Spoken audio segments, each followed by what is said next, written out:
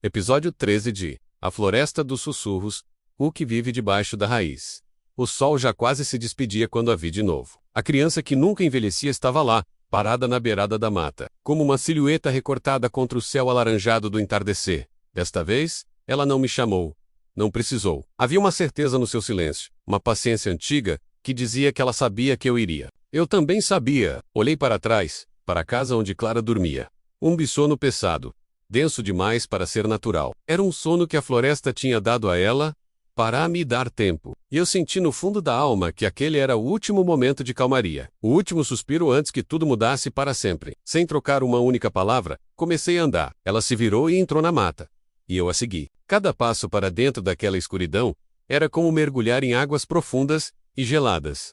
O ar mudava a cada metro. Ficava mais denso, mais pesado. Tinha um cheiro que eu nunca senti em nenhum outro lugar. Um cheiro de terra molhada há séculos, de folhas em decomposição, de madeira apodrecida e de algo mais. Algo vivo e antigo. As árvores aqui eram gigantes grotescos. Troncos tão grossos que pareciam pilares de uma catedral esquecida, com galhos que se entrelaçavam no alto, bloqueando quase toda a luz que restava do dia. As raízes eram a parte mais assustadora.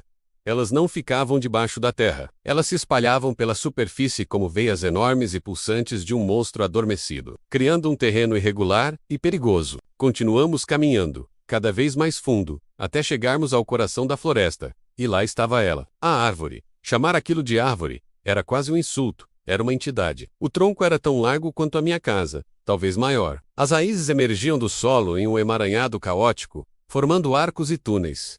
Um labirinto de madeira e terra. O chão ao redor dela nunca parecia se fechar completamente, como se algo respirasse por baixo. A criança parou e finalmente olhou para mim. Seus olhos não eram de uma criança, eram poços de tempo. E então, ela começou a falar. Sua voz era suave, mas carregava o peso de eras. Ela me contou que, muito tempo atrás, alguém fez um acordo com este lugar. Um pacto. A floresta precisava guardar algo. Algo que não podia desaparecer, que não podia morrer. Uma essência. Uma força, que com o tempo aprendeu a imitar formas humanas para garantir sua própria existência, para continuar vivendo através de nós.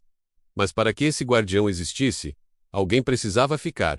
Alguém precisava ser a âncora, a memória. Alguém precisava ser lembrado para que o ciclo continuasse. Ela me explicou como o ciclo se repetia, de geração em geração.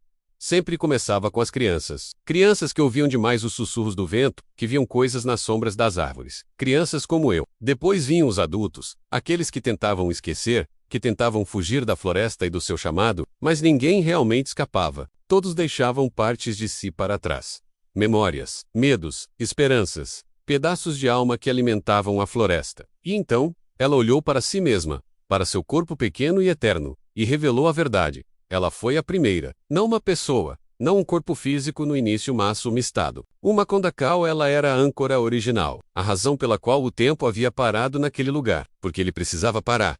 Era a única forma de conter o que estava guardado ali. Ela apontou para a base da árvore-mãe, para uma cavidade escura formada pelo emaranhado de raízes. Eu me aproximei, o coração martelando contra as minhas costelas. E intuo e o vai ossos. Não era um esqueleto completo.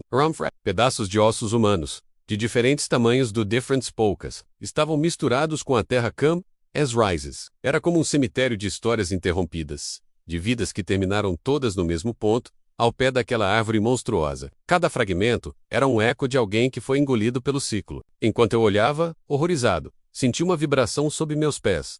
A terra começou a se mover a tremer suavemente. Um ronco baixo e profundo ecoou, não pelo ar, mas através do chão, subindo pelas minhas pernas. As raízes pareciam se contrair e expandir, como músculos de uma criatura imensa, que finalmente despertava de um sono milenar. A floresta estava acordando.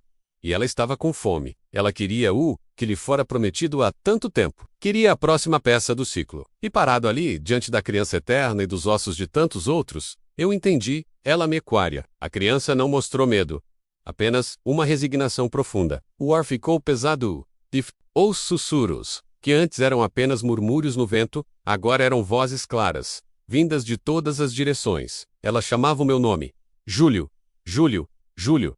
Eram as vozes dos que vieram antes, presas na madeira, na terra, nas folhas. A terra sob a grande raiz começou a se afastar, revelando uma escuridão ainda mais profunda. Não era um buraco, era uma garganta, e ela estava se abrindo para me receber. A promessa precisava ser cumprida. O ciclo não podia ser quebrado. E eu era o próximo. O que acontece quando a floresta decide cobrar sua dívida? Isso é o que descobriremos no próximo episódio. Não se esqueça de se inscrever para não perder a continuação desta história. Obrigado por assistir e até a próxima.